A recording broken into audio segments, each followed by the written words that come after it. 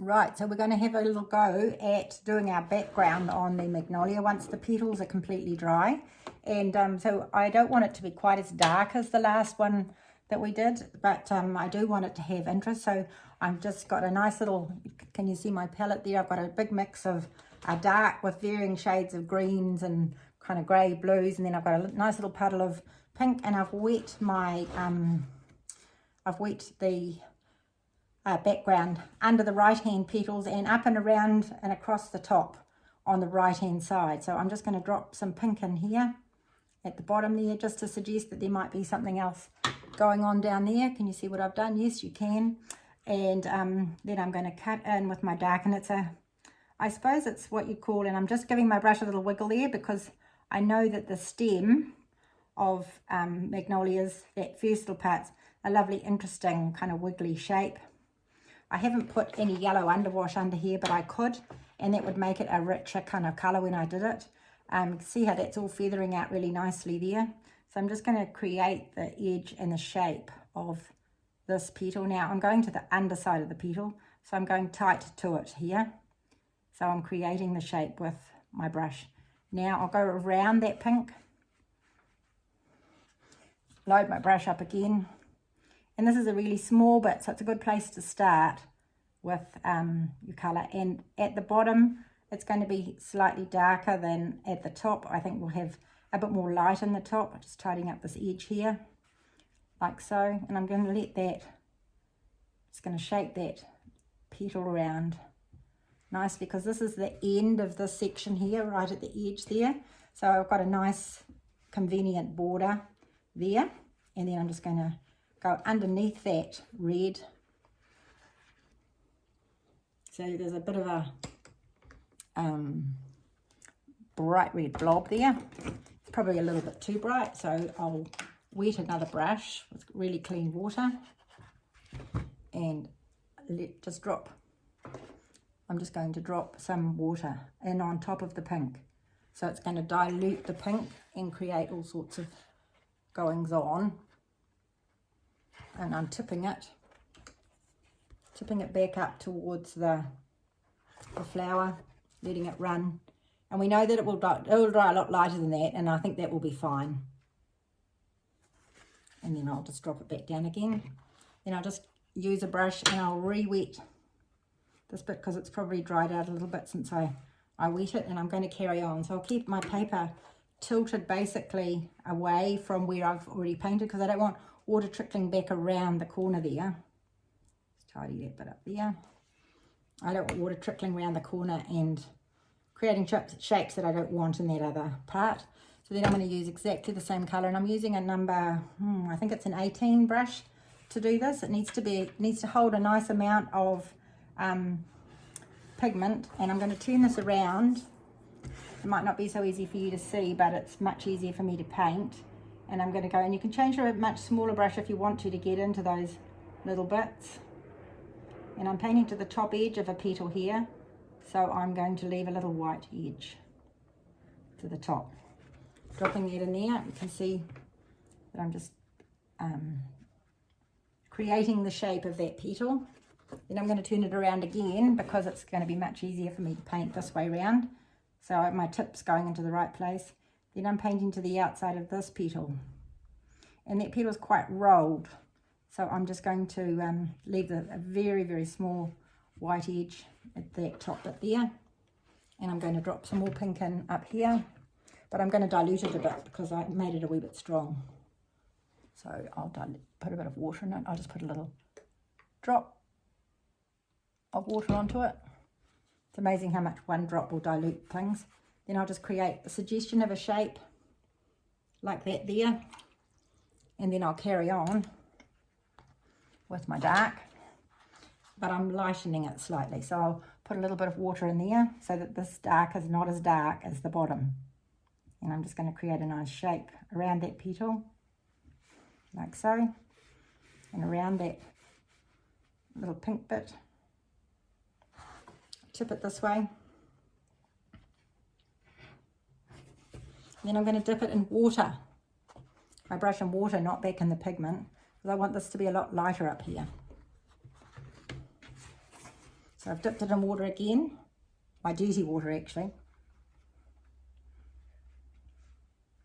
And then I'm going to turn it around again. We're going this way, so I want the paint to go that way. And I'm going to rinse off my brush a little bit more. And then I'm going to cut in around these petals here. It's pretty dry where I am. Just think about the shape of the petals, not about the shape of the background. So this is, again, this is the negative painting. So we're creating the shape of the petals, not the shape of the background. So I'll get in there really carefully. And again, you can go to a smaller brush if you want to be careful to go around there. And then I'm tipping. And this is a little bit darker in that corner than I want it to be. It's still really wet, so I'm just going to drop some water in there. And look, it's blossoming and doing all sorts of things, but that's okay. It'll just add interest and texture. And then I'm going to tip it back this way. Drop some water here. Now this is where it gets a little bit challenging, because then we've got to go down this side. So I'm just going to go back to a big wet brush.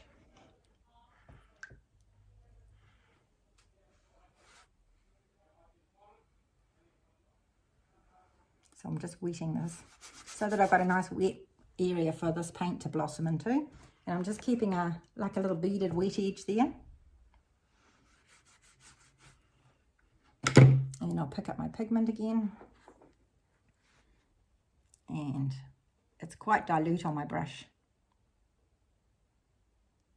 creating the shape of that back petal and the shape of this one. You don't have to rush this. Take that out into there. And it's got a bit going on over here with the pink drifting across. So we'll just give that a little tidy up. And if you get some blossoms and bits and pieces happening with this, don't worry too much. Just keep tipping your paper so that, and if it ends up that you don't like the look of it, you can either make it worse by adding more water and dripping it around, but you just have to keep a bit of an eye on what's going on with those bits. So now I'm just going to wet down here. And to the bottom, whilst that's drying out a little bit. And I quite like the idea of dropping a little bit more pink in up the top, the very top there.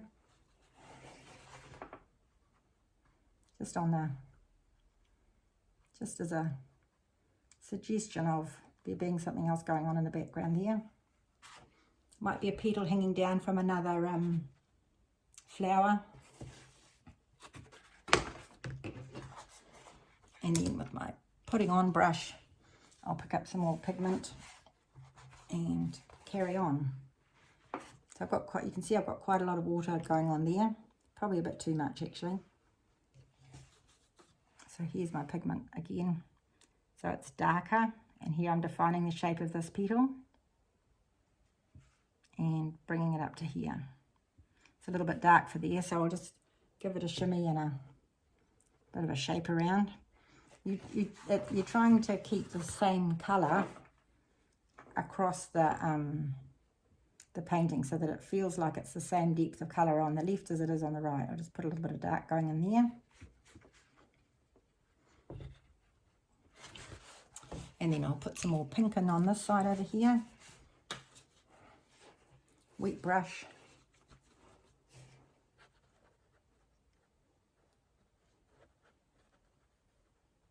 And I might be overdoing this, but we'll see.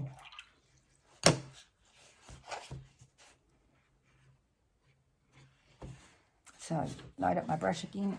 My pigment's drying out. It's warm. I'm in a really warm room here. Oops, got a bigger blob of blue on there. It's okay, just mingle it in. And now I'm thinking about my petal shape here again. So I'm going to go back into that corner and up and over. And thinking about the shape of that petal. And from the bottom,